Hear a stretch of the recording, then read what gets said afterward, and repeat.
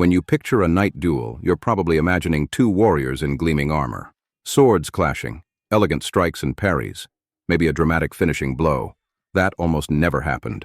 Real knight duels looked more like armored wrestling matches that ended with someone on the ground getting a dagger shoved through their eye socket. Hollywood has given us a very specific image of medieval combat. Two knights face each other. Their swords ring out as they trade blows. It's graceful. It's heroic. It's a test of skill and honor. You've seen it in every medieval movie, from Excalibur to Kingdom of Heaven to Game of Thrones. And it makes sense in a story. Knights were the elite warriors of their age. Of course, they fought with elegance and skill. But here's the problem. Swords didn't work against armor. Think about it. Plate armor was specifically designed to deflect sword slashes. Period fighting manuals, written by the masters who actually trained knights to kill, state this explicitly. A cutting blow is virtually useless against iron or steel plate. So if swords couldn't cut through armor, how did knights actually fight? Because here's what movies can't show you. Real knight combat was dominated by grappling, wrestling, and close quarters brutality. The Italian master, Fiore de' Liberi, wrote the most complete fighting manual we have from the medieval period. Over 350 illustrated techniques from around 1410. And 2/3 of his system involves physically manipulating your opponent. He explicitly teaches that wrestling forms the foundation of all armed combat, even when you're holding a long sword. The German masters agreed. They had a saying, Alles Fechten kommt aus Ringen. All fighting comes from wrestling. Why? Because once you close distance with an armored opponent, the sword became almost useless for cutting. So knights developed entirely different techniques. Half-swording. You'd grip the middle of your blade with one hand, sometimes both hands, turning your longsword into a short, controllable thrusting weapon. The goal? Precise stabs into armor gaps. The armpits, the groin, the visor slits. Then there was the Mordhau, the murder stroke. You'd flip your sword around holding the blade with both hands and use the heavy crossguard and pommel like a hammer. This could dent helmets, cause concussions, or smash at joints. And when you finally got your opponent on the ground, that's when you pulled out your dagger. But this is where things get brutal. The rondel dagger, also called a misericorde, the mercy blade, was specifically designed to kill armored knights. It had a blade 12 to 16 inches long, narrow, designed purely for thrusting, and those distinctive disc-shaped guards let you draw it rapidly in an ice pick grip. Once you had your opponent pinned on the ground, you'd work the dagger into an armor gap, through the visor into the eye or brain, under the armpit to the heart, into the throat.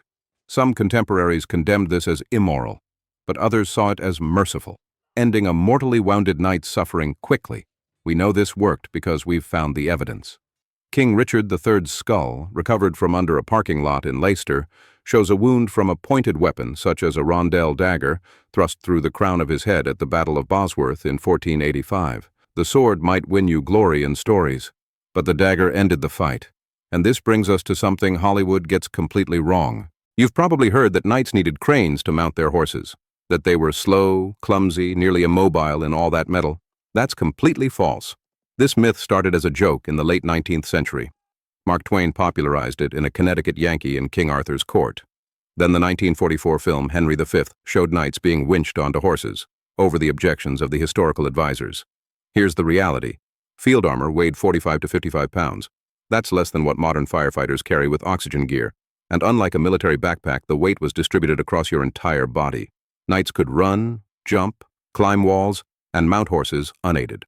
Jean Lemangre, a famous French knight known as Boucicaut, could climb the underside of a ladder using only his hands while wearing full armor. The Metropolitan Museum made educational films in 1924 showing men in authentic armor running, jumping, and doing cartwheels. So why does everyone think armor was immobilizing? The real problem wasn't mobility. It was exhaustion. A 2011 study at the University of Leeds put modern volunteers in authentic replica armor and measured their energy expenditure. The results: walking in armor requires 2.1 to 2.3 times more energy than walking unloaded. Not because you can't move, but because every step, every movement of your arms and legs requires extra mechanical work. At maximum sustainable effort, a 38-year-old knight could walk at about 1.7 meters per second. A 55-year-old could manage only 1.4 meters per second. And combat? Intensive armored fighting could last only 5 to 15 minutes before significant fatigue set in. This is why the French knights lost so catastrophically at Agincourt in 1415. They advanced across muddy terrain in 50-plus pounds of armor. By the time they reached the English lines, they were already exhausted. So real knight duels weren't hours-long battles. They were short, explosive encounters. where the first fighter to make a mistake, or simply run out of energy, ended up on the ground with a dagger coming at their face. But when these duels actually happened, what did they look like? Let me walk you through some real night duels that were recorded by contemporary witnesses. December 29th, 1386, Paris.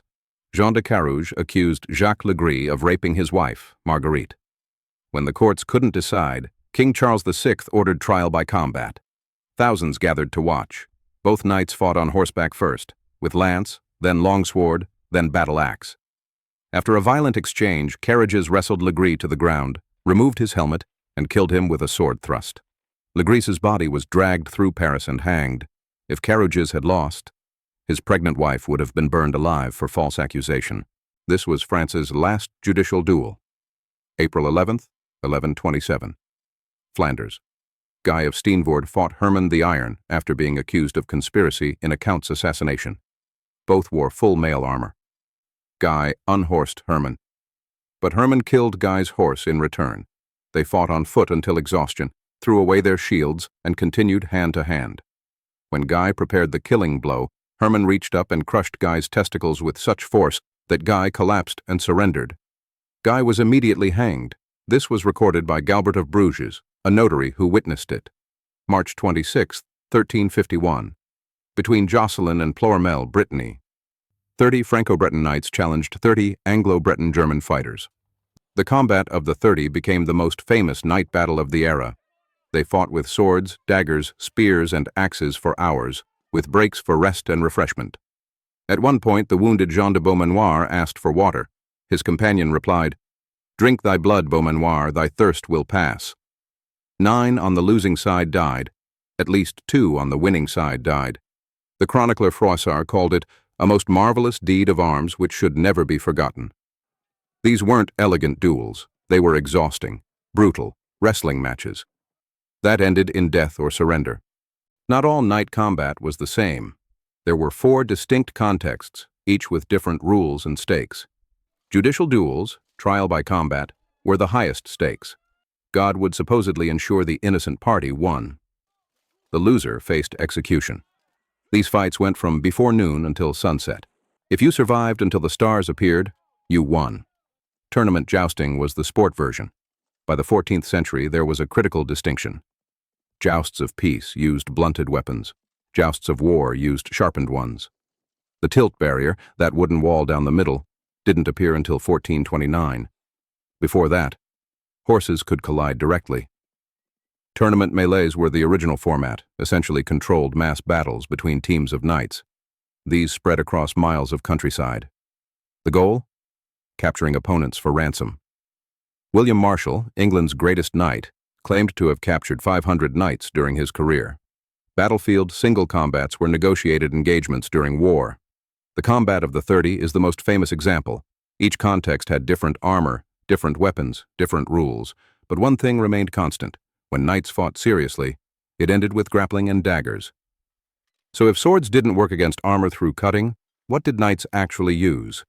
The poleaxe became the premier weapon for armored foot combat, combining an axe blade, a hammer, and a spear point on a shaft roughly your height.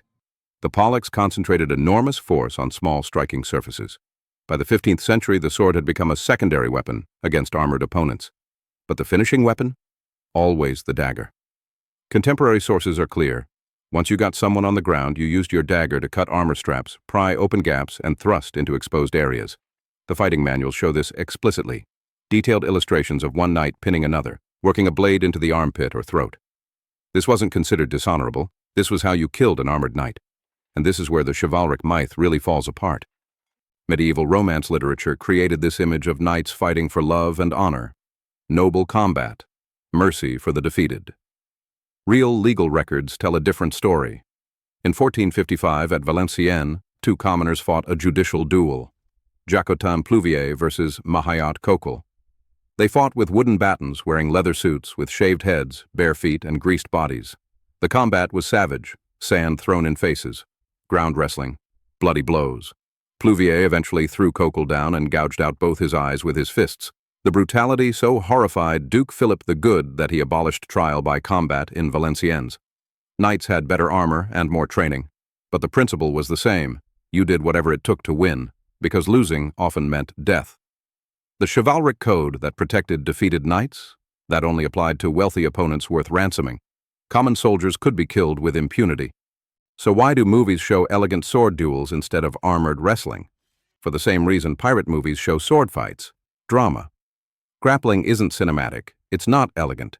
It doesn't look heroic when your protagonist pins someone face down and stabs them in the armpit. Sword fighting looks noble. It tests skill. It gives the hero a chance to show their superiority. But medieval fighting manuals are clear: against armor. That's not how it worked. The sword was for unarmored opponents, or as a tool to create openings for grappling. Once knights closed distance, combat became about wrestling control, finding leverage, and getting the dagger to an armor gap. That's not romantic, but it's real. So the next time you watch a medieval movie and see two knights trading graceful sword blows, remember this. Real knight duels were 5 to 15 minutes of exhausting wrestling in 50 pounds of metal. The goal was to trip, throw, or tire your opponent until they hit the ground. Then you'd pin them, find an armor gap, and drive a 14-inch dagger through it. The fighting manuals that trained actual knights don't show fencing. They show throws, joint locks, ground control. Medieval knight combat wasn't about elegance. It was about exhaustion, grappling, and very precise stab wounds. And honestly, that brutal, suffocating reality is far more terrifying than any Hollywood sword fight.